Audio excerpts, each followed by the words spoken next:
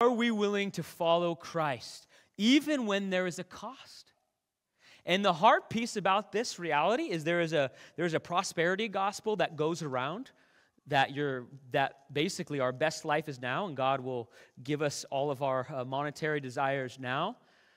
The reality about that is, yes, there are times when God blesses us and provides. He calls us to enjoy those things, but also to be generous.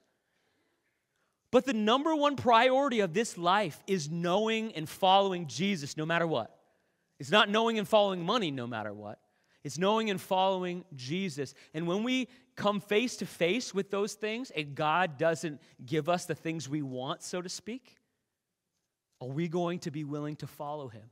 When tragedy strikes, when there are great difficulties in our family that we were never anticipating, whether it's the death of a loved one, whether it's total financial loss, whether it's great difficulty, in those moments, are we going to follow Jesus no matter what?